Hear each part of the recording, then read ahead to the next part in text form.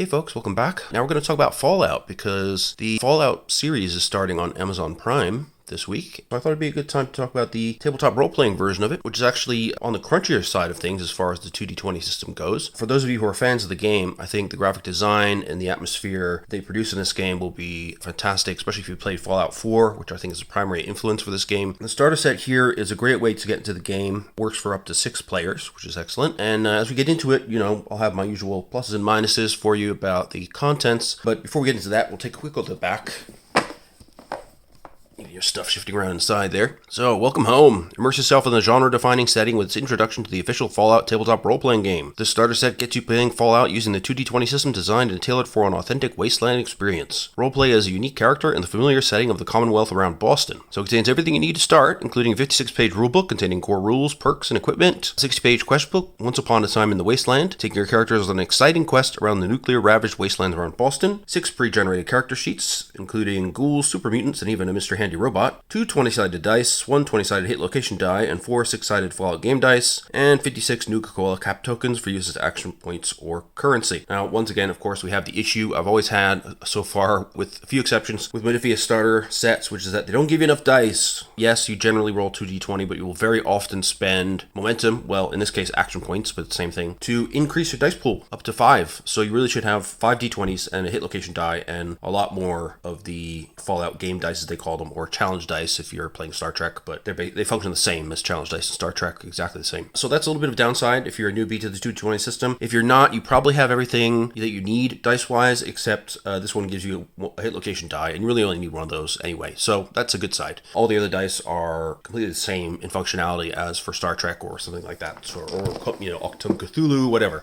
So, that's not a problem if you're already in the 2d20 system. If you're new, though, you will need to go out and buy more dice sets. And if we pop it open, which very solid box. It's on the thinner side. Again, it's not a massive 3-inch box like the Dreams and Machines one was, which did have 5 d20s, but they could do that, I guess, because there are no challenge dice in that system, so they decided to be nice.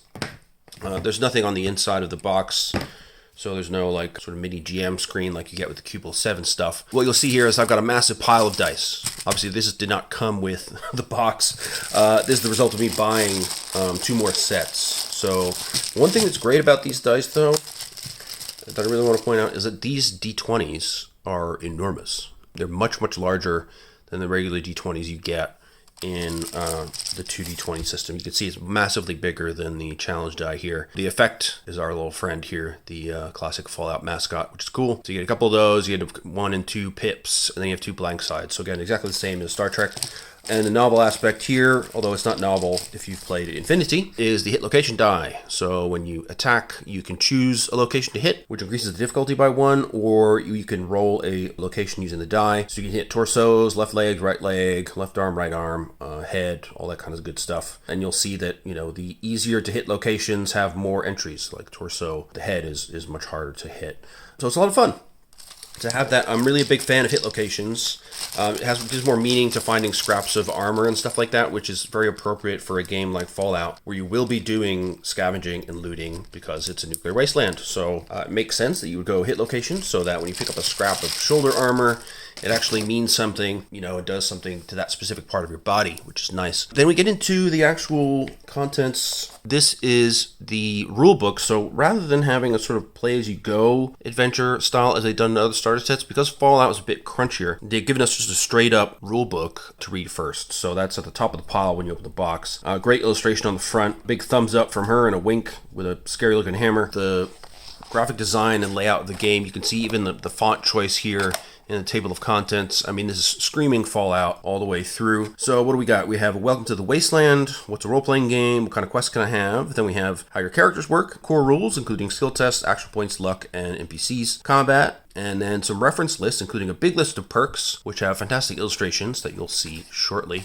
So first off, Welcome to the Wasteland. So this is more about kind of setting up your initial game, what to expect in the setting. So basically, players take on the role of people trying to survive in a post-atomic apocalypse America. There's raiders, there's mutants, there's all kinds of crazy stuff going on, and it's fairly unforgiving in that respect. And you will be adventuring in an open world, so there could be violence, there could be a lot of combat going on. as you scramble for resources. And I love this little bit here. Pick a job that's special to you. Of course, in the video game, we have the special system for the stats of the characters, and that is replicated here as well. And this game also includes a leveling mechanic, which is not something you often see in 2D20. So they've really taken some extra steps here to really fit the setting of Fallout, which is nice. So there's a note here about the pre-gen player characters. So they're designed to get your players into the game quickly while showing you how you can have a diverse cast of players in the game. There are detailed backgrounds there, but it says you don't have to use them. You could repurpose them. And if you want to play a full campaign straight off from this, you might want to make your own characters. You want to get the full rulebook to do that. And they talk about how to be a player, how to be a GM. You already know all that stuff. Running a safe game. So there's safety tools in the Fallout Core Rulebook. I guess that doesn't really help you if you only have this,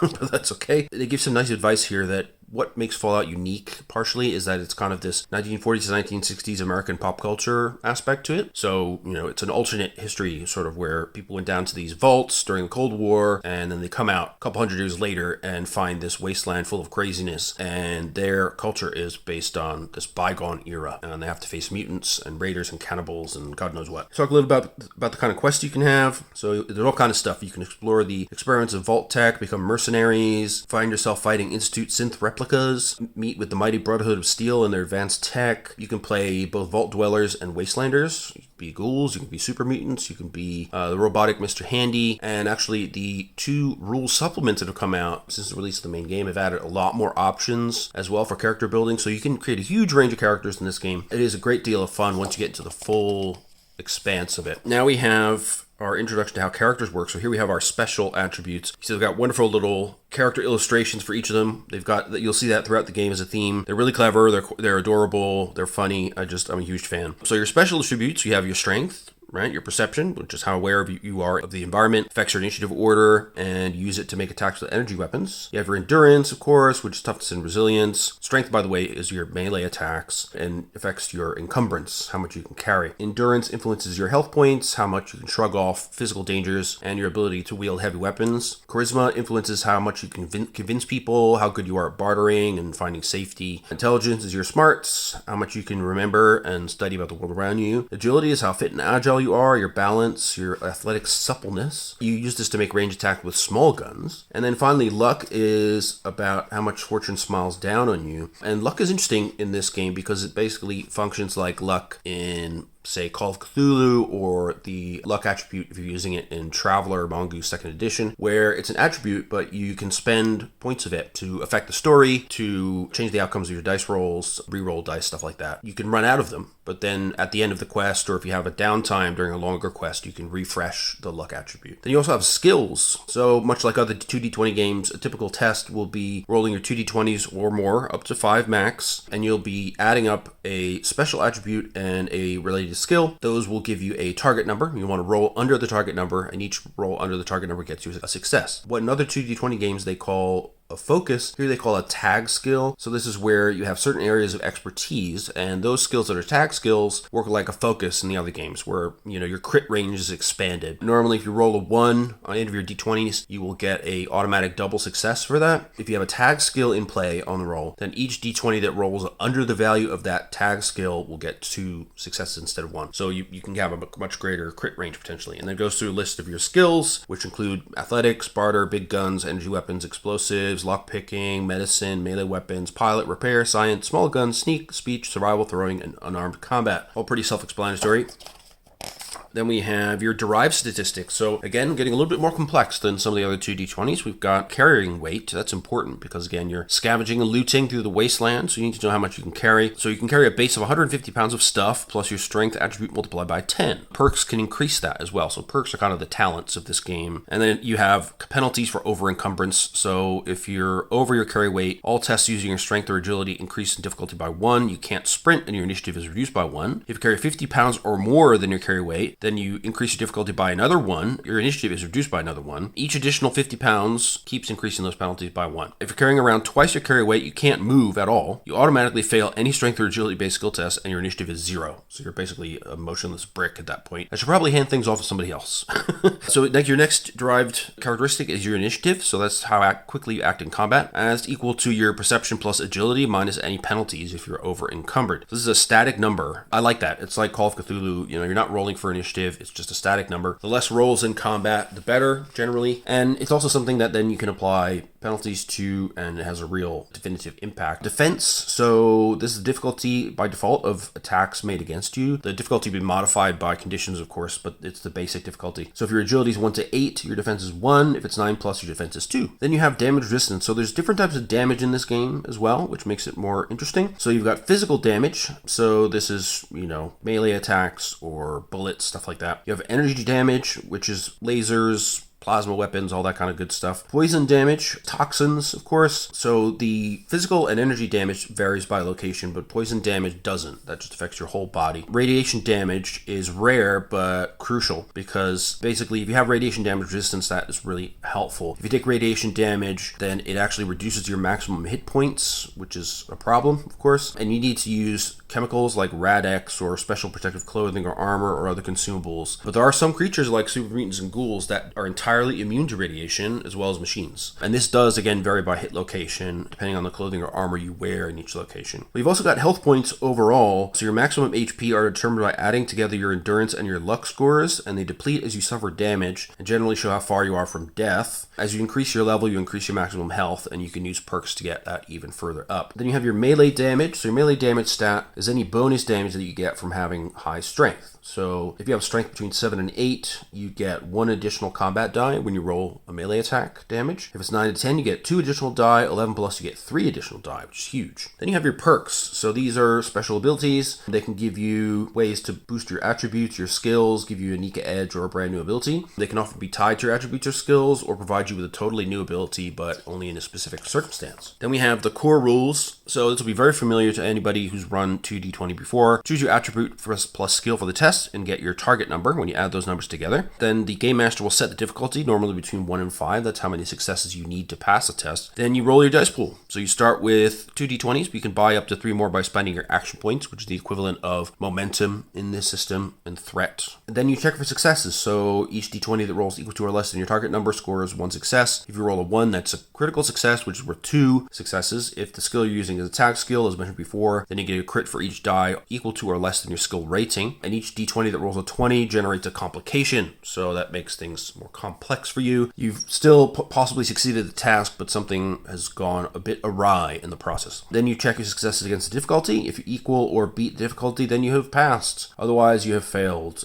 Each success above the difficulty gives you an action point, so any excess successes become action points, as they would become momentum in Star Trek, for example. Finally, then you get the results, and the GM will introduce any complications. So they give you a nice example here, and a summary of the process with a nice little chart, and some examples of test difficulties from 0 to 5. As with the other 2d20 games, you can have tests that are difficulty 0, and the GM can decide on a case-per-case basis whether to let you roll. Obviously, you risk rolling a complication if you're rolling for difficulty 0, but any successes that you gain will automatically be action points because you automatically succeed. So there's a bit of a risk there that you get a complication, but generally speaking, rolling difficulty 0 is a good way to build up your action point pool if you have the opportunity. So they talk about the target numbers, difficulties, and successes, and critical success in more detail. Complications, so this is something that, like I said, that's just a new problem. So it could be like a gun jamming, or you're trying to pick a lock and you succeed, but now the lockpick is broken, or maybe it makes a future test more difficult, like you succeeded in talking to a merchant, but the way you talked to him annoyed him, so that the next time you speak to him will be harder to convince him. And then it talks about the dice pool. So you start with 2d20s by default always, but then if you have action points, you can buy up to 3 more, but you can never roll more than 5. However, you can get assistance as described here, which again is another standard 2d20 thing. If you want to assist a fellow player and it makes sense for you to assist them, and the GM agrees with that, then they will decide which attribute and skill you roll to assist. Might not be the same as what the main actor is doing. And you only roll 1d20. If you get a success on it or a crit, that will add to the successes of your assistee. But if your assistee doesn't succeed at all, then your successes don't mean anything. And of course, you have your difficulty 0 successes that I already mentioned. Your opposed tests. So in this case, you say, I'm going to do X. The GM says, well, it'll be opposed by an NPC or a mutant cockroach or whatever, and they will roll a certain skill plus attribute combo, and the number of successes they score will be the difficulty that you then have to beat. And if you equal or beat that difficulty, you win, and as usual, any extra successes become action points. If you fail to meet the difficulty, then your opponent could generate action points. You can also do group tests. So here you pick somebody to lead and they do a normal dice pool. Everybody else does an assistance roll, basically a 1d20 with their own attribute plus skill. And as long as the leader achieves one success, everyone assisting adds any success to the leader's score. And those could accumulate to defeat the difficulty. So this could be, your group needs to go through a particularly dangerous area. So you got to work together to get through like a big pool of radioactive material or something like that. And as usual, you can get 20s and therefore complications that come into play.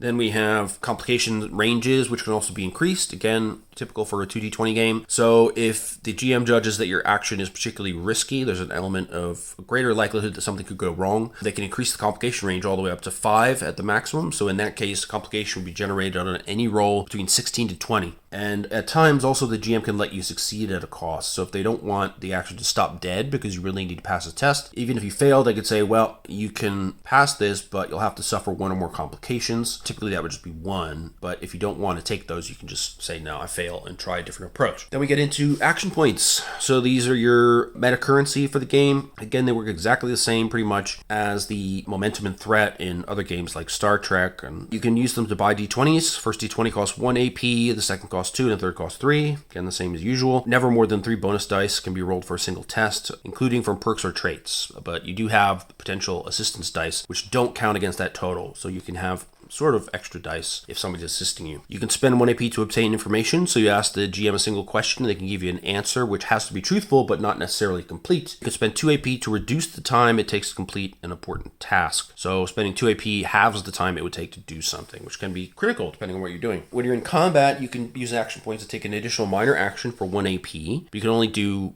up to 2 total minor actions in a turn no matter what. You can spend 2 AP to take an additional major action, and that skill test will be increased in difficulty by 1, and you can only take a total of 2 major actions again in total no matter what. Or you can spend 1 to 3 AP to add extra damage, so you can spend AP to add 1 extra challenge die per AP spent, up to a maximum of 3. I'm going to give you a little reminder here of the bonus d20 costs. You can spend action points either before or after you roll dice. So that's interesting. Now, saving action points. So if you don't want to use them right away, of course, you can save them in the group pool, which maxes out at 6 for the group. And anyone can use the action points in the group pool. Again, same as with the other games in this system. The Game Master has their own action point pool, and they start the quest with 1 AP per player, and they have no upper limit. So they can keep getting AP and build them up to do nasty stuff. If you don't have any action points, but you want to buy D20s, you can instead give AP to the Game Master. And so for the same cost here, you give them that number of AP, and you can buy D20s. But you can't do that for the other uses of AP, which is interesting.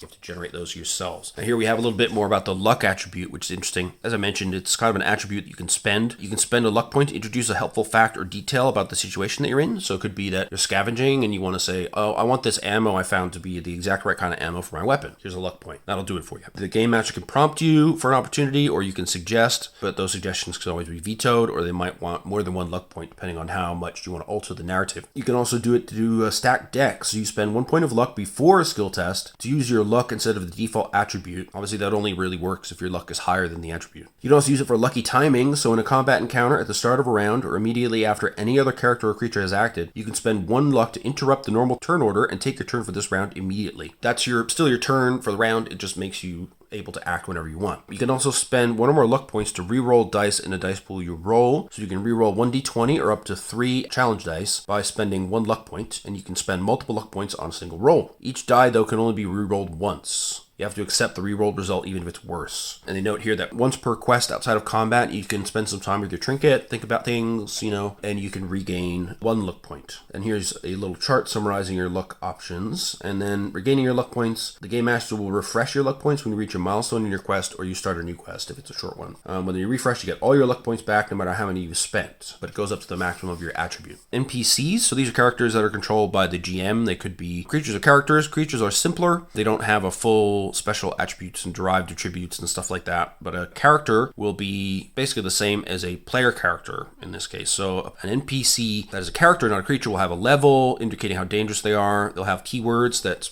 refer to something specific about them. They'll have different types, so they could be mighty or legendary, and they'll have special abilities, much like the perks that player characters have. Whereas creatures, again, they just have a couple of stats, and they're much more simple. So enemy NPCs reduced to 0 health points are dead unless the attacker chooses otherwise. Major characters start dying in the same way as PCs, and you must start making endurance plus survival tests for them to stay alive. Enemy NPCs are overcome if the threat they pose is conclusively avoided, such as sneaking past a group to get what they're guarding, or persuading them not to fight. Enemies are not overcome if the PCs only avoid them for a short time. And here they mention more specifically about creatures, so they don't use special. They just have 2 attributes, body and mind, so a number between 4 and 12 typically, and they're used in place of the special attributes. So body replaces strength, endurance, or agility, kind of rolled into one stat, and mind replaces perception, charisma, and intelligence, basically. So just those 2 stats replace the whole special system. Then we get into combat. So we have a simple sequence of play. So whoever initiated the combat takes a single turn before the first round. So if you shoot first, I can give you an advantage. Then you list all characters in order of their initiative stat from highest to lowest. Then you take turns in order of initiative from highest to lowest. Once everybody's taken a turn, you begin a new round, and you repeat these steps 3 and 4 as often as you need until the combat resolves. Either somebody runs away or everybody's dead or whatever. So during your turn, you can take 1 minor action and 1 major action. Then, of course, you can use your AP to increase that, but you can only have a maximum of 2 of each, and only 1 movement action per turn. You can't increase those with AP. So minor actions are stuff like aim, which allows you to reroll 1d20 on the first attack roll. You make it in a turn. You can draw an item or pick up an item. You can interact with stuff. It's minor action. You can move. Means you move up to 1 zone. So we have zone-based combat here like we do in most 2d20 games. Or you can stand up again if you were knocked prone, or you can take a chem, so that's a drug of some kind, like rad away, or other things that are useful for your character's survival. More details about being prone. So when you're prone, you crawl, the move action becomes a major action. While you're prone, you're harder to hit though, so anybody shooting at you gets a +1 difficulty. While you're prone, enemies at close range reduce the difficulty of attacks, including melee attacks by 1 to a minimum of 0, and while you're prone, you can reroll any cover dice that you have. So that's something that'll be appearing later on here. So then major actions, you have assist. So if you want to help somebody with their task during the turn, you can make an attack, melee or ranged. You can command an NPC if you have an allied NPC under your command. You can also defend. So you focus on protecting yourself, make an agility plus athletic test with a difficulty equal to your current defense. If you succeed, add +1 to your defense. For 2 AP, you can add an extra +1 to your defense. You can also do first aid. So you try to patch the wounds of yourself or an ally, make an int plus medicine test with difficulty equal to the number of injuries the patient has, and increase the difficulty by 1 if you're trying to perform first aid on yourself. If you succeed, you can heal HP equal to your medicine rating. You can treat 1 injury the patient is suffering from, or you can stabilize somebody who's dying. You can pass, choosing to do anything, which seems silly, but there you go. You can rally. You can kind of grit your teeth and prepare yourself. Make an endurance plus survival test with a difficulty of 0, and save any action points you generate. So you can use different attributes and skills for this if you want to do it in different ways. Like if you want to try and inspire your allies, you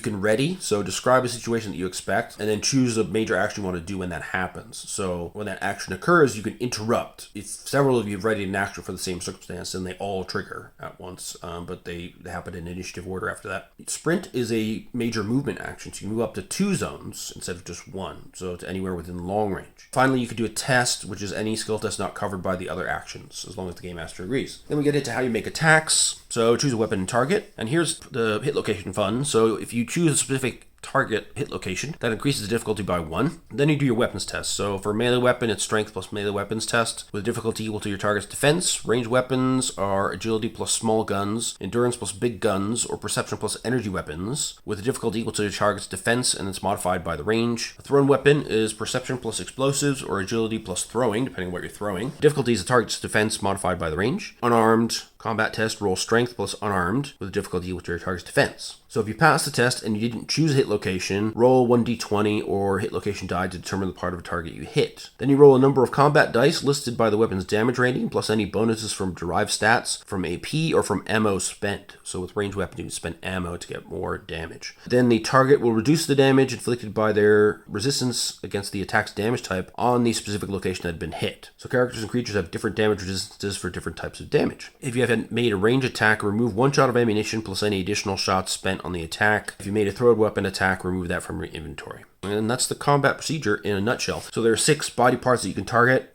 head, torso, left arm, left leg, and right leg. If you successfully hit an opponent with an attack, you can either randomly determine which part you hit the body part you chose before you made the test. And there's a hit location table here. Of course, they give you the nice hit location die, so just use that. Then we have range. So there are 4 different range zones: close, medium, long, and extreme. So if the range listed for a weapon, the ideal range is close, that means your target should be in the same zone. Medium means it's most effective against targets adjacent to you in the next zone. Long means it's most effective against targets 2 zones away. And extreme means the targets are 3 or more zones away. And then there are modifiers to difficulty according to range. So it gives you the range to target and your weapon's ideal range. And you get different modifiers to difficulty depending on what you're trying to do. If you're within reach of an enemy, like you're in melee combat with them, that's disruptive to trying to use your ranged weapon. So you add +2 to the difficulty of any test that isn't a melee attack. Combat dice details. So as mentioned before, we have 1 and 2 damage sides, 2 blank sides, and then we have a 1 damage plus damage effects on 2 sides as well, which is represented by our little friend's face there. So when you hit with your attack, you roll up all the dice for the attack together as a single dice pool and total up the result. And in addition, any effect symbols that you roll will activate special abilities that'll be listed for the weapon. There's also a little sneak attack sidebar here. So if the enemy is unaware of you before you attack, the difficulty to attack them is reduced by 1, and your attack gains the vicious damage effect if it did not have it already, or the damage is increased by +2 dice if it already has the vicious damage effect. Increasing damage. So this is fun. This is part of like the resource management aspect of the game, which is very much Fallout-y, is really well integrated here. So if you really want to do max damage with your attack, if maybe the opponent is really hard to hit, but you manage to puncture their armor for once, then you can increase your damage in certain ways. So for melee weapons, you can spend action points to add +1 die to the damage dice pool up to a maximum of +3 per AP spent. You can only use AP you have in the group pool or generated with the attack. For ranged weapons, you can spend units of ammunition to add +1 die to the roll, and you can spend ammunition up to the gun's fire rate. So if a gun has a greater ability to fire faster, then you'll be able to spend more ammo and do more damage potentially on a successful hit, but you'll burn through your ammo, which of course is a scarce resource that you have to scavenge for. Damage effects. So some damage effects will augment how the damage you would inflict to a target is applied. So when you roll 1 or more effect symbols, all of your weapon's damage effects are triggered. Some damage effects are also based on the number of effects you trigger. So they give examples of some special effects. So burst will hit an additional target within close range for each effect rolled. If you roll more than 1 effect, you'll hit more than 1 additional target in close range. Each additional target spends 1 additional unit of ammo though, so beware of that. Breaking. For each effect rolled, reduce the number of dice a target's cover provides by 1 permanently. If the target is not in cover, instead reduce the DR of the location struck by 1 according to the damage type of the weapon. It's pretty awesome.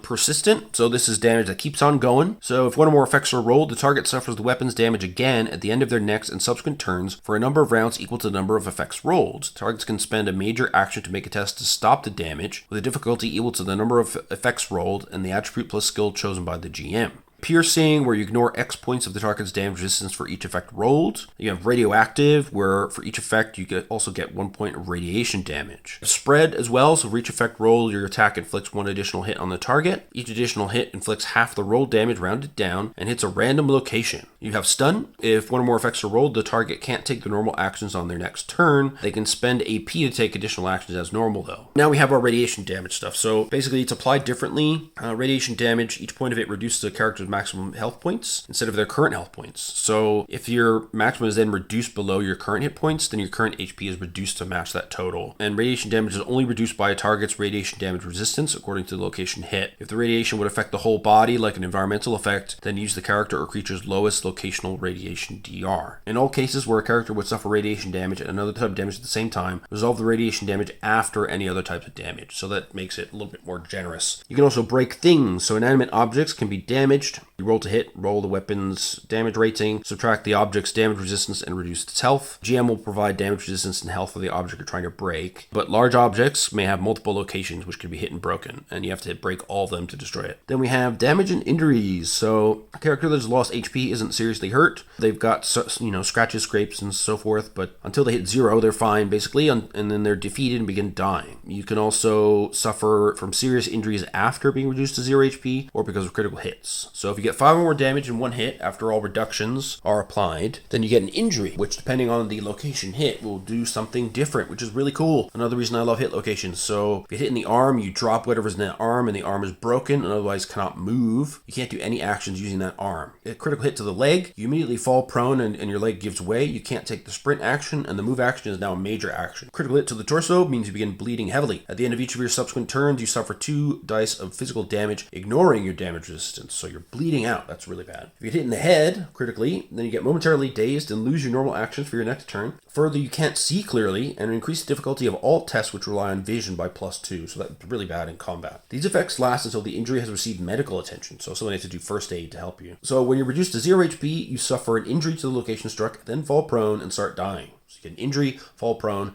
enter the dying status. They suffer a critical hit and or reduced to 0 HP, they suffer 2 injuries. One for the critical hit and one for being reduced to 0, so that's extra bad. While they're dying, they're unconscious, can't recover HP from first aid, and can't take any actions. Furthermore, at the start of each of your subsequent turns, you must attempt an endurance plus survival test with a difficulty equal to the number of injuries you have and a complication range of 19 to 20. If you pass, you remain alive but are still dying. If you fail, you die. If you suffer any damage while dying, you immediately gain 1 additional injury in addition to any injury caused by another critical hit. So you can really rack up those injuries while you're lying there, so you need to be stabilized quickly. So that's where healing comes in, fortunately. So, healing actions, there's a few different things you can do. You can take chem. So, most commonly, stim packs can be used to restore some health points in a hurry. It's just a minor action to administer them to yourself, just to stab yourself with a needle or whatever. First aid, so int plus medicine test with difficulty equal to the number of injuries. Increasing the difficulty by +1 if you're trying to perform first aid on yourself. That allows you to stabilize a dying person, which means you don't have to make that check every turn to stay alive, which is good. You can heal health points equal to your medicine rating, or you can treat 1 injury the patient is suffering from. So, if you've really been smashed up good, it could be a lot of first aid to really get you back into shape. Once you do the stabilization action, if you succeed, the player no longer has to roll the survival check and they're back to 1 HP. The character is still unconscious though, and you can't take action, so you'll have to do something about that. However, if radiation damage has reduced their maximum HP to 0, they can't be stabilized until their maximum HP is above 0 by healing the radiation damage. Regaining health, of course, you get HP back equal to your rank in the medicine skill, an additional 1 HP for every AP you spend. You can only heal the HP of a stable character. So again, you got to stabilize first, then regain health from that 1 HP once you've been stabilized. Treating an injury, that allows you to treat 1 injury sustained from a critical hit, and basically you can ignore the penalties of that injury. It's not fully healed, it's just been patched up, so it no longer imposes a penalty. When a character suffers any damage to a location which has a treated injury, roll 1 damage die. If you roll an effect, the damage has reopened the wound and the character is injured again. Completely recovering from an injury takes time outside of combat. We got some sidebars here about stim packs. Will immediately recover 4 HP or treat 1 injury. If the person injected was dying, then they stabilize immediately. If you have a first aid major action, you can administer a stim pack as part of the action. You'll gain 4 HP plus any AP spent, heal twice as much if you use a stim pack at the same time. Robots can't use stim packs, but you can use robot repair kits for the same benefits. Robots need repairing rather than first aid, and they can't heal through eating, drinking, rest, or medical attention, so basically you have to do repair to get them back into good shape. Then we have long-term recovery. So, as mentioned, first aid can heal an injury temporarily, but it's not permanently healed. It can be reopened. So you have to wait until you're out of combat to really recover, and you need rest. So if you can sleep for at least 6 hours, you regain all lost HP. If you get 8 hours somewhere safe and comfortable, then you're considered well rested, and your maximum HP is increased by +2 until your next sleep. When you sleep, if you have any injuries, make an endurance plus survival test with difficulty of 1. For every injury that's not been treated, you add +1 to the complication range. If you succeed, you may recover from one of those injuries plus an additional injury for every 2 AP spent. But the injury recovery difficulty is based on how active you were during the preceding day. So if you were restful, you only have difficulty 1. Light activity, like a little bit of travel, 2. If you have moderate, travel but no combat, it's 3. Heavy, travel and combat would be 4. You can only sleep once in any 24-hour period. Going without sleep for long periods can be harmful. Food and nutrition is also key. So food and drink restores the HP listed in their description. You can't consume them during combat. You got to sit down and have a meal outside of combat. Some forms of food and drink can be irradiated. So in those cases, you roll 1 die. If you roll an effect, you get 1 radiation damage, ignoring any DR because it's inside your body. Characters with long-term medical needs may require medical attention over a longer term. If you've been injured or poisoned or have a disease, you can provide medical attention for a number of patients equal to their medicine rating. So each day of rest and medical attention allows you to assist their their endurance plus survival test if you're the medical carer, and you try to heal their injuries in a normal way. For poisons and diseases, you may assist the patient's END plus survival test to help them recover. If the patient spent the entire day resting, they reduce the difficulty of this test by 1, allowing them to recover more quickly. So radiation damage is not so easy, of course, as noted down here. You can only be removed by administering Radaway or other chems or consumables that remove radiation damage. If you heal HP and radiation damage at the same time, remove the radiation damage first, then the HP recovery. Let me talk about zones and distances. So these are basically, as you would expect in the range band-based combat of 2d20 or other similar systems like Star Wars. Reach is anybody who's within arm's length, and that's where you're doing melee attacks. Close range is the same zone you're in. You can do closer range attacks. Medium range is the adjacent zone. Long range is 2 zones away. Extreme range is 3 or more. Then they talk about movement in zones. Difficult terrain will take more effort to cross. And they have examples here. So you'll need to generate action points basically to get through obstacles. And they give you a breakdown of how much difficult terrain obstacles cost in terms of AP.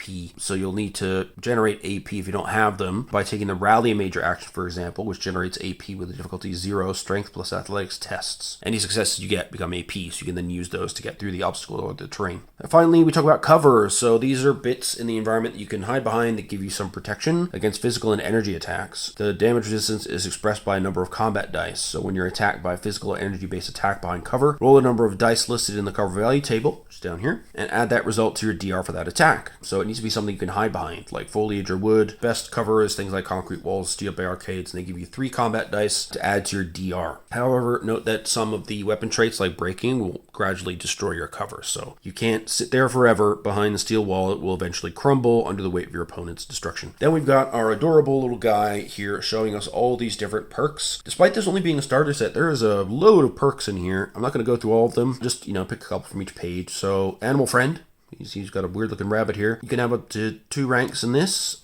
Each perk has requirements. You need a charisma of 6, level 1+. At rank 1, whenever you interact with a mammal, lizard, or insect, roll 1 die. On any result other than the effect, the creature chooses not to attack you. At rank 2, you can attempt a charisma plus survival test with a difficulty of 2 as a major action. If you succeed, the animal treats you as friendly and will attack anyone who attacks you, but it doesn't work on mighty and legendary animals. Then we have, awareness.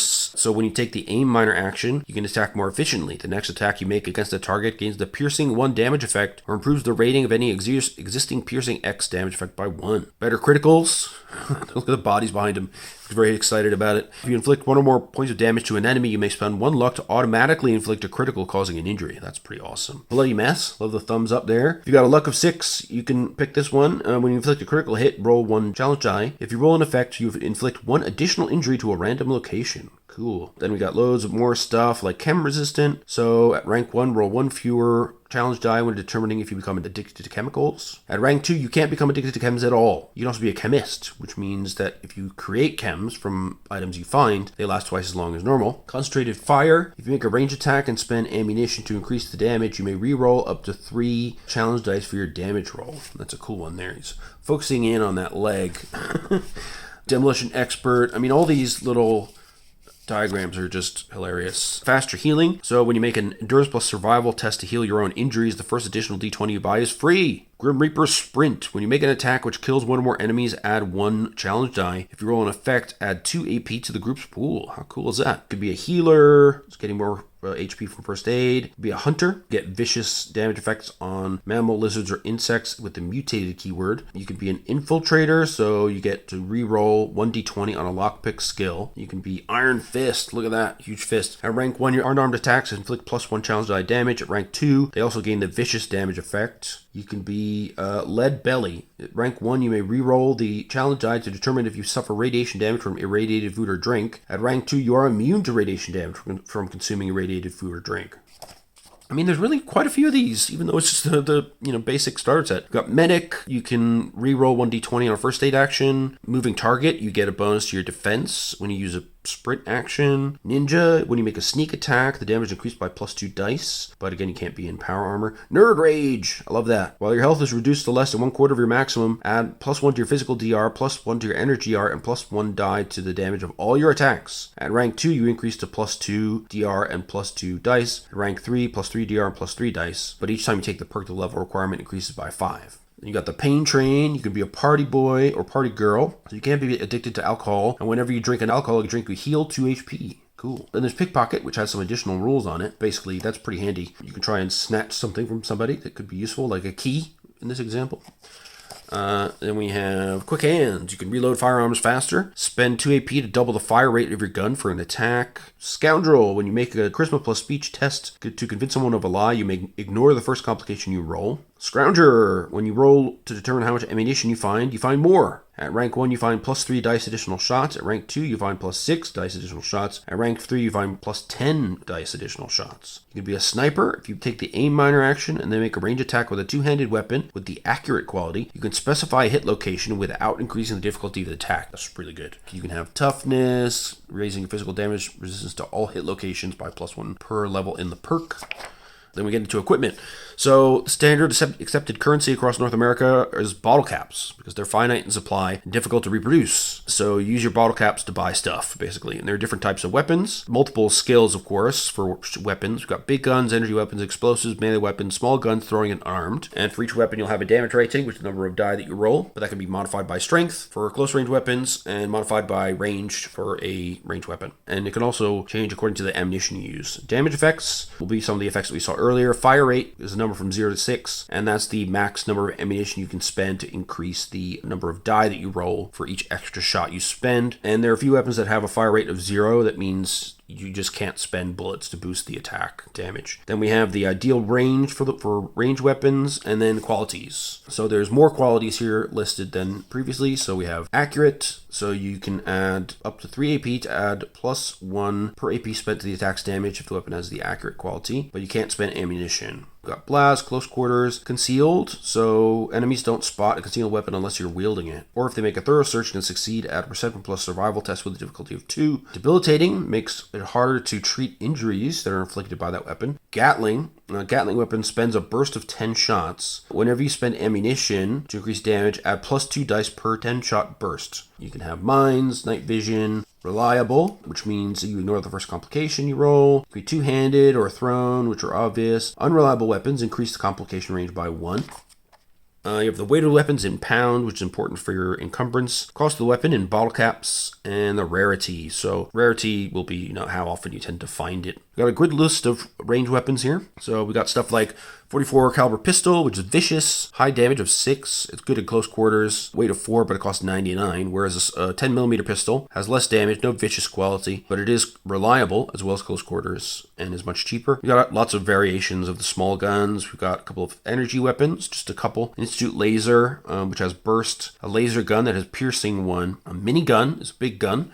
Give you burst and spread and 3 damage, but you can spend a lot because it's got Gatling. Then you got melee and throwing weapons. So rocks, gun bashing, combat knives, machetes. Some of these have vicious, stun, or piercing. Then we've got explosives. So these have the damage ratings. They all have the blast quality. Top 3 there, the baseball grenade, frag grenade, and Molotov cocktail can be thrown, whereas the bottle cap mine and frag mine need to be placed like a mine. And the Molotov cocktail creates fire, so it's persistent damage. Then you got different types of armor that give you different resistances for physical energy and radiation and which locations they can cover, plus their weight and cost. For armor, you have different categories of armor. So you roll a hit location die when you find the armor, and that will tell you which armor piece you found. So, if you roll left arm, you got Raider armor now on your left arm, and that'll give you physical DR1, energy DR1, radiation DR0, and then you got your Pip-Boy. So this is your personal information processor, manufactured by Robco Industries, issued to many Vault-Tec residents. You have a personal status indicator showing your health and well-being, an inbuilt holotape reader, a compass, a radio, a Geiger counter, and can generate light like a flashlight. Vault-Tec assisted targeting system. So if you've got a Pip-Boy, you can ignore the normal difficulty increase for targeting a specific hit location. Again, very, very useful piece of equipment to have. We've got food and beverages. So these are different food items, the amount of HP they heal, some additional effects like some very high quality meats or sugar bombs will give you extra AP at the start of the next scene, and then the amount of radiation die that you have to roll. Beverages, so these typically don't heal you, but they may have other effects, like bourbon can make you alcoholic, but you get to reroll 1d20 on endurance tests. Brahmin milk will heal 1 HP and 2 radiation damage. It's handy. Then you have your chems, which do loads of useful stuff. Some of them are lasting in effect effect, and some of them are brief, but many of them are addictive. So when you take an addictive one, roll a number of challenge dice equal to the number of doses you've taken during the session. If you roll a number of effects that equals or exceeds that chem's addiction number, you become addicted to that chem. But Rad-X is really useful, plus 6 radiation damage resistance, Rad away, heal 4 radiation damage, stim packs, of course. All kinds of useful stuff in there. Then you've got junk. This is about how to scavenge through junk. You roll 2d20, and that's the quantity of junk you scavenge. Junk items have a weight of 2 and are worth 2 caps each. You can spend 1 luck point to increase the number of junk by an amount equal to your luck score. Salvaging items means that you need to have appropriate tools or facilities like a workbench. So you can take your junk and make an in plus repair test with a difficulty of 0. Roll 1 challenge die for each junk item salvaged, and you'll receive common materials equal to the total rolled. You may roll plus 1 dice for every AP spent after succeeding on the test. And if you have the Scrapper perk, you receive 1 uncommon material for each effect rolled. If you have 2 ranks, you also receive 1 rare material. And then they go through the different types of rare materials, common materials, etc. Then you've got magazines. These are kind of funny. So if you read a magazine, you get a temporary perk. Astoundingly Awesome Tales inspires you, and you get plus 2 to radiation damage resistance. Grognak the Barbarian gives you additional melee damage, all this kind of stuff. And then you got miscellanies. So Geiger counters help you determine if there's radiation present. First aid kits get plus 2 HP upon succeeding at the first aid action. Bobby pins reduce the difficulty of lockpick tests by 1. Multi-tools reduce the difficulty of repair tests by 1 to a minimum of 0. Torches generate light within close range. Require in plus survival test to light, difficulty 1, plus 1 for each previous use. So your torches will gradually run out. And that's it. That's your rules. And there's some ads here for the Fallout Wasteland Warfare game, which I've heard is quite good. People are really excited. I think there's a new edition of this coming out quite soon. So now we'll move on to the character sheets here. And as stated on the back, we have 6 characters, so you get a nice variety here. So the first one here is Augusta Byron. She's got low strength, sort of halfway decent, perception, charisma. Best at by far is intelligence. Initiative of 11. She's got her various DRs for body location. Nothing on the head, unfortunately. Got tag skills in lockpick, science, small guns, and sneak. And she's got some weapons. A switchblade, which is a melee weapon. Got piercing 1 and concealed. 10mm pistol, which does 4 damage. It works with a tag skill. It's got close quarters and reliable qualities, but it needs some ammo. And unarmed attack, only does 2 damage, and that's it. And then on the other side, we have the cap. She's got 10 caps to start with, 17 10mm bullets, a couple of traits, including Vault Dweller, -1 difficulty to endurance test to resist diseases, and getting 1 additional tag skill, which is already included. She's got Hacker, so you're better at hacking computers, and that's ignore the difficulty increase for targeting hit location. So that comes from having a Pip-Boy, which you can see here. She's also got a Vault jumpsuit, lab coat, and all her various bobby pins, stim packs, etc. And then the detailed biography, which again, you can change as you wish. Then we got Happy Tommy Doyle. Happy being his nickname here. Pretty middling stats across the board. Highest in charisma and luck at 7. Everything else is 5 or 6. Gets plus 1 melee damage. Defensive 1, initiative of 10, max HP of 12. Got physical and energy resistance across all locations, but again, no helmet to speak of. Nothing protecting the brain hole. But he's got tag skills in barter, speech, and unarmed. So maybe that's why he's called Happy. He's pretty good at talking and convincing people of stuff. Weapon-wise, he's got knuckles that do 4 damage. They're concealed, so he's got brass knuckles kind of stuff going on. He's got a pipe gun, a small gun. Does 3 damage, but is unreliable and needs 38 caliber bullets. He's got unarmed attack as well, which does 3 damage because of his strength being a little bit higher. Then on the flip side, he's only got 7 bullets for his pipe gun. He's got the heavy-handed perk, so it increases the melee damage further, but you get an additional complication range of plus 1. Scoundrel, so we talked about that before. You ignore complications on lies. Daring nature. Whenever you attempt a skill test and buy 1 or more d20s, by giving the game master action points, you may reroll 1 d20 on that test. Then we've got his stuff, a couple of knuckles, tough clothing, pipe gun, noodle cup, pork and beans, loaded casino dice. And he's got his biography there as well. Then we got Bailey Big Smile, who's a ghoul. So ghouls are fun because they don't care about radiation. They've been living in the wasteland forever, and they're fully irradiated already. They can't possibly be irradiated anymore. Got, again, middling stats, but endurance at 7. Initiative of 12, which is pretty good. Maximum HP of 12. He's got a higher energy damage resistance, as you can see. And under radiation DR, he's immune everywhere. Really awesome. But he has 4 tag skills as well. 1 in athletics, rank 3. Explosives, rank 2. Small guns, rank 2. And survival, rank 2. So, small increase to your crit range, but still much better than nothing. For weapons, he's got a pipe wrench, damage 3. No specific special damage effects or anything. Pipe gun, which works with a tag skill, but again, unreliable. A baseball grenade. Those are explosives that do 5 damage. They work with a tag skill as well. They have the blast and thrown qualities. The unarmed attack only does 2 2 dice of damage, and nothing else exciting about those. He's only got 16 bullets for his 38. He has the perk of being a necrotic post-human. You are immune to radiation damage. In fact, you're healed by it. You regain 1 HP for every 3 points of radiation damage inflicted upon you. And if you rest in an irradiated location, you may re-roll your dice pool when checking if your injuries heal. In addition, survival becomes a tag skill, increasing it by 2 ranks. Pretty cool. Faster healing as well. So when you make an endurance plus survival test to heal your own injuries, the first additional d20 you buy is free, but you still have the normal maximum of 5. Then he's got a drifter outfit, casual clothing, his various weapons, pre-war necktie, iguana on a stick. Gross. Then we have Old Tolman, who is a super mutant, so he is also immune to radiation damage. You can see that in every location here. But he's not got much in the way of armor. He's just got some damage protection on the torso and the left arm. But he's got a high strength of 9, endurance of 8, pretty dang good, but low agility and luck. He's got a tag skill in melee weapons at 3, survival and throwing also at 3, so it helps him in combat. And he's got a lot of weapons, so he can do 4 damage with an unarmed attack, which is pretty big. He can do 5 dice of damage with a machete, that also has piercing. He could do 6 damage with a baseball bat. Now these are both using the tag skill as well in melee weapons. Then we have tomahawks, which are a throwing weapon. He's also got a tag skill in that. 4 damage and piercing 1. It's also got suppressed and thrown qualities. Pipe rifle is unreliable and two-handed. That doesn't benefit from his tag skills, so he's much better at melee combat. He has only 7 bullets for his pipe gun, but he's not going to hopefully use that too much anyway. So he has the forced evolution trait. So your initial strength and endurance attributes are increased by +2, and your maximum strength and endurance increased to 12, but your maximum intelligence and charisma are both reduced to 6. You cannot not have more than 4 ranks in any skill. You're completely immune to radiation and poison damage. Cool. Also got 1 rank in comprehension. After you use the bonus gained from reading a magazine, roll 1 challenge die. If you roll an effect, you may use that bonus 1 additional time. That's handy. And he's got 2 bits of raider armor just on the torso and left arm, plus his other items. And he's got a potted plant, another iguana on a stick, 3 tomahawks, and the biography there as well. And he can carry a load of stuff, 240 pounds.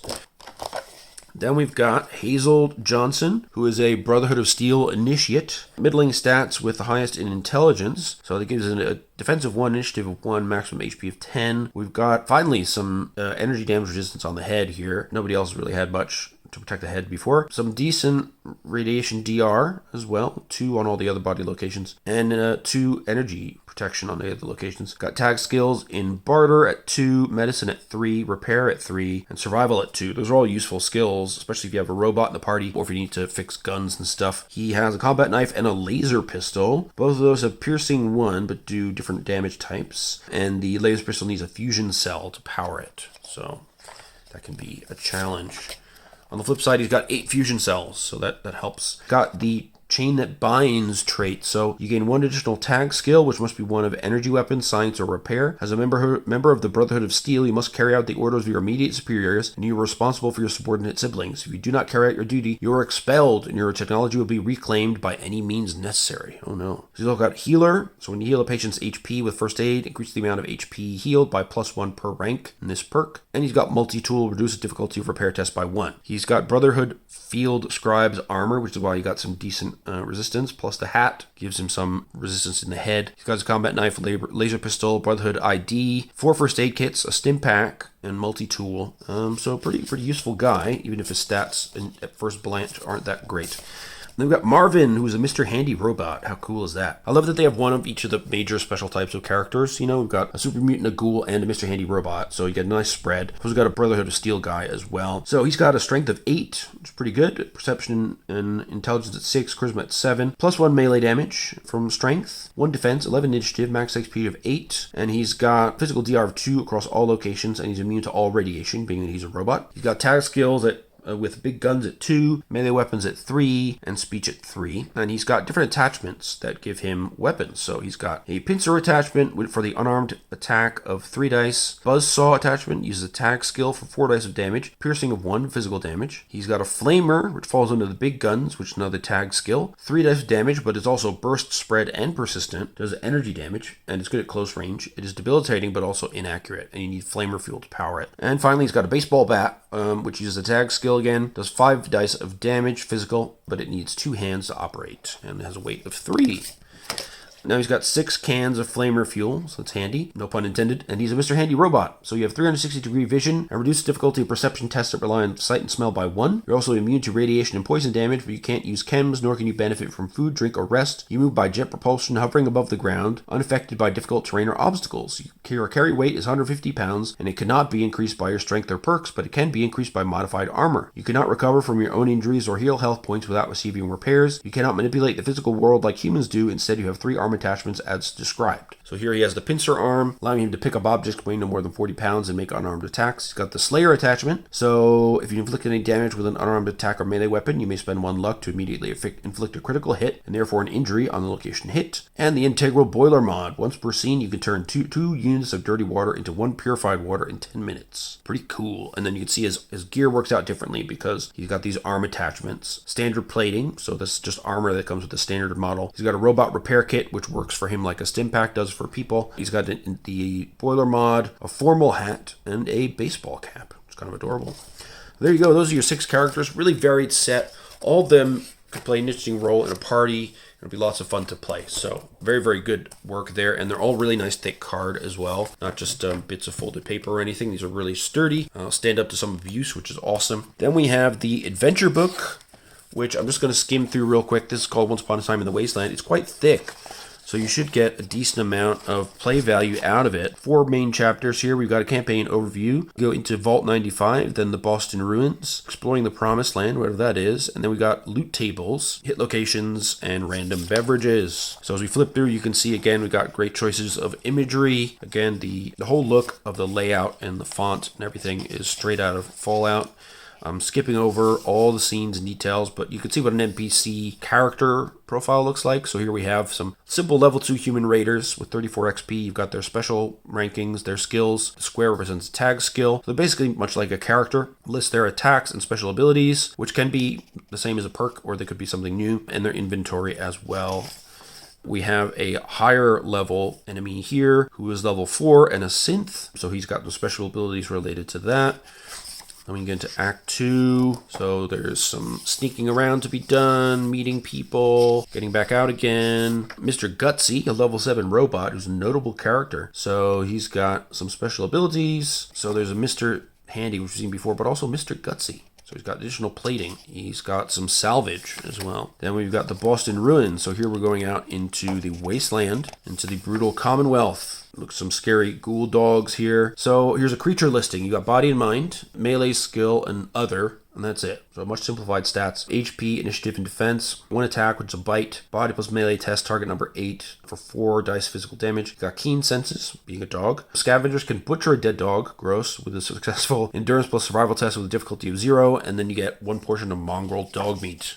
But don't do that. That's horrible. I mean, you might have to because it's the wasteland. But here we have some ghouls. Gross. And we have feral ghouls treated as creatures rather than characters because they are feral. They've lost their humanity, basically. We got some warehouse loot tables. We've got a mutated crustacean. So they got pincer attacks. Body and mind of 4. They're immune to radiation and they're aquatic, so they can swim. It's also small, so it gets more defense. But any hit that inflicts an injury just kills it straight away. So I imagine there'd be a bunch of these lurking around. Then we get some introduction to things like radiation damage. Ooh, we got some massive gross thing here. Level 9 mutated crustacean, a mighty creature, so you can't use your animal friend skills on it. It's got a bunch of special abilities. It's got a weak point that you can try and aim for. It loses some defense because it's really big, so it's easier to hit. But it only suffers a critical hit if an attack inflicts 7+ damage after damage resistance instead of the normal 5+. We got some more stuff happening in the streets. We've got mutated humans. So this being a human character with intelligence, they're statted out much like a character again. This is a super mutant.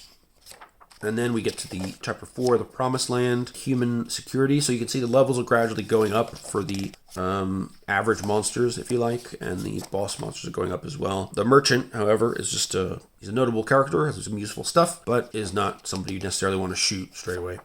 We've got some mysteries to solve. We have a level 6 robot to deal with. Then we have some kind of final showdown with some synths and other stuff. Then you got your loot tables. So you roll your 2d20, and you've got a big table here of random ammunition that you can get, up to and including mini nukes. That's crazy. Random weapons you can find, random chems you can find. random armor and hit location tables, random beverages you can find, and random publications. So this is your magazines and stuff. And then finally we have our page of Nuka-Cola bottle caps. So you can use these as action points and stuff like that, or you can use these to keep track of your currency. They come in different colors so that you can have your action points for your GM are obviously much more numerous, and you have less of the blue ones. So they're kind of multifunctional. A little bit awkward, to be honest. I'm not sure exactly 100% the best way to use these. I might ask around to find out what people do. Got my own methods with these things, but I never am quite sure if I'm doing it optimally. But yeah, so that's the intro to Fallout 2D20. It's a really nice starter set. I really like the adventure is really chunky. You get to see a bunch of character advancement. You get to see a bunch of different types of characters and enemies. There's a lot of different types of tests and bits of mini puzzles and stuff to get through. You got really great pre-gen characters, including a ghoul, a super mutant, and a Mr. Handy robot, which is awesome. And you have an excellent rules summary, which is, it's a lot to take in for a starter set, being, I don't know, about 56 pages, I think, in total. But a couple of those are ads, so more like 53 pages. It's a lot of rules to take in, but if you know 2D20, there's just a few things that you need to add to it, like some of the additional combat stuff, hit location stuff. Again, my only major complaint with this starter set is that, I bought all these dice. Dice sets for this game are a little bit expensive, because the dice are huge, and they come with an extra third D20, huge D20, which is the hit location die. Again, you end up in this awkward position where a single dice set that you buy costs 18 quid, list price. You get 2 regular D20s, 1 hit location die, and 4 challenge dice. But you really want to have 5 D20s, but you're always going to have to buy 3 sets, and that was 6. And then you have 3 hit location die, which I guess is handy for other players around the table, but it feels a bit excessive.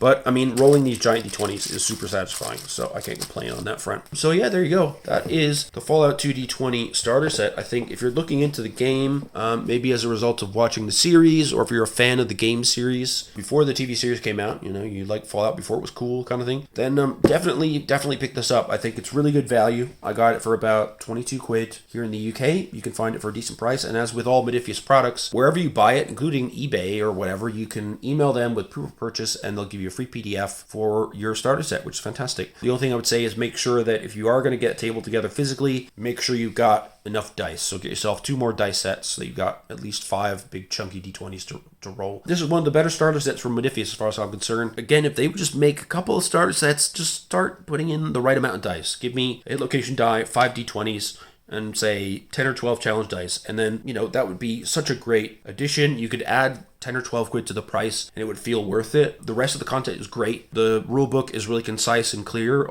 even if it's surprisingly long for a 2D20 game. The adventure is nice and chunky. Plenty of stuff to build on there to move into a campaign. And as you'll see in the core rulebook, there is a lot of substance to this game. And when you add in the Wanderer's Guide and the Settler's Guide, which have been released fairly recently, you've got a ton of character options in this game. Loads of different methods of play, whether you want to wander around the wasteland, whether you want to use vehicles, whether you want to build a base and try to survive long term. There's a million ways to play this game. It really gives you that expansive open world feeling, which is exactly what you want from Fallout. So strongly recommended if you would like the Fallout property, or if you like post-apocalyptic games in general. It's got a really unique vibe and loads of fun stuff to do, and I think the mechanics are just the right level of complexity of what I want for this kind of game. Hit location I like in general, but it particularly works well here because when you're scavenging for bits of armor, you're not going to get an instant fix where you get a whole suit of armor that massively increases your defense. You're going to get bits of armor piece by piece, and you'll slap them on, and your one arm will be a little bit better off than your other. And that feels more scrappy and more wastelandy, if you like.